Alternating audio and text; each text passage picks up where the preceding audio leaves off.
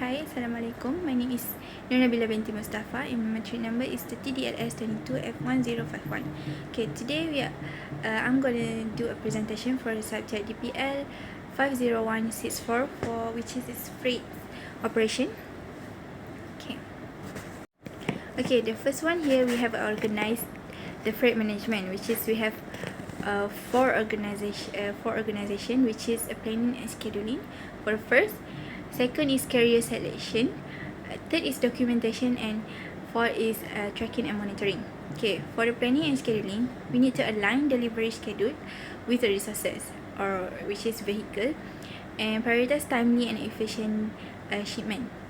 That's for planning and scheduling. Okay, second is carrier selection. It choose a carrier based on the cost, reliability, and delivery time. Okay, for documentation, we need to prepare a necessary document, which is shipping manifest or bill of lading. That is to ensure compliance with custom or regulatory requirement. Okay, and the fourth is for tracking monitoring, which is use a real-time tracking system for freight visibility to easy for customer. Okay, the second one we have the component of freight services provider in logistic industry.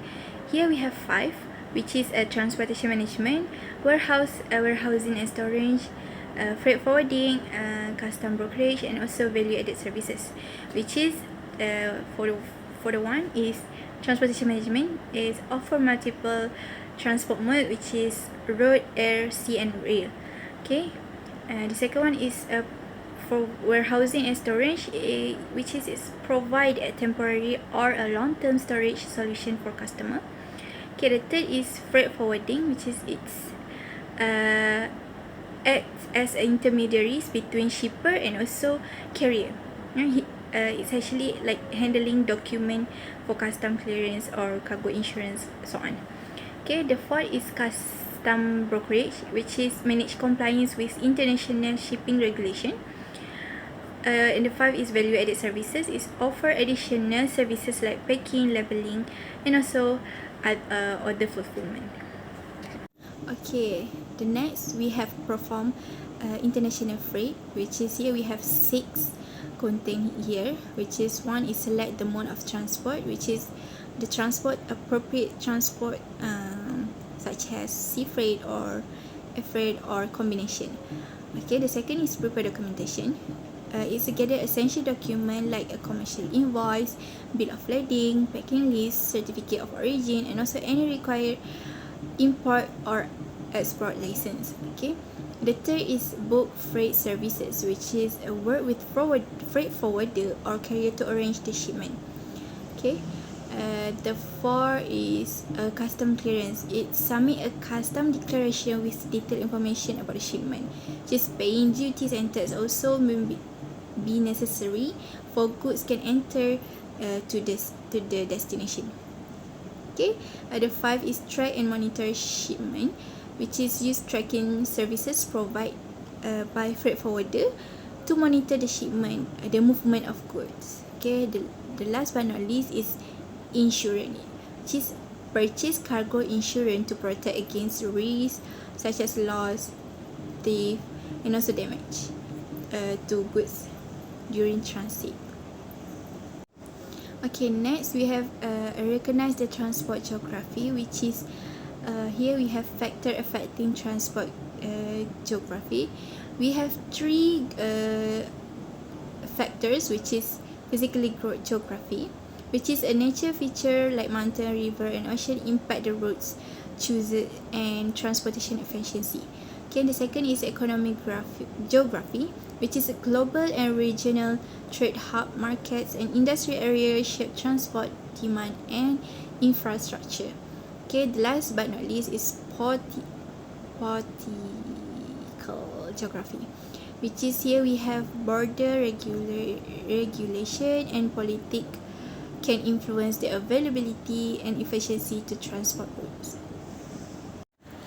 Okay, next we have here explain the vessel and container specification. Okay, for the vessel ship, we have several type, which is container ship, bulk carrier, tanker ship, and ro-ro ship. Okay, For the container, we have two type, which is two size, which is 20 feet container and also 40 feet container. Okay, next we have a recognized type of dangerous good and security. Here we have 9 class, which is explosive gases, flammable liquid, flammable solid, oxidizing substances, toxic and infectious substances, radioactive material, corrosive, and also miscellaneous dangerous good. Okay, that's for a type of dangerous good. Okay, next we have recognize the costing involved in transportation. We have 8, like fuel costs, labor costs, distance and routes, mode of transport, toll and traffic, insurance, packaging and handling, and also warehousing and storage. Okay, that's included in costing involved in transportation. Okay, next we have to explain the ethic in pricing component of freight industry. Okay, here we have 5, which is transparency. It is clear, detailed pricing with no hidden fees or sudden price changes. Okay, the second is for fair pricing. It's a reasonable rate based on transport costs and also market condition. Okay, for the third is a non-discrimination, which is a consistent pricing for similar services across different customers. Okay, for the fourth, we have a compliance and regulation, which is it's adhering to antitrust law, which is preventing price fixing and also monopolistic practice. Okay, for the 5, we have environmental responsibility, which is pricing should reflect sustainable practice like reducing emission. Okay, lastly, we have recognized the cost characteristic by modes, which is for the road modes. For the road transport, will be different with the rail transport, sea transport, and also air transport. Okay, for the road transport, it will be fuel maintenance, toll and fees, and also labor and distance base. Okay, for the rail transport, we have a fuel efficiency, infrastructure fees, and also bulk. For the sea freight, we have economy of scales, port fee, fuel costs, and also slow transit. For the air freight, we have high fuel costs, speed premium, and also weight based costs. Okay, that's it from me. Thank you.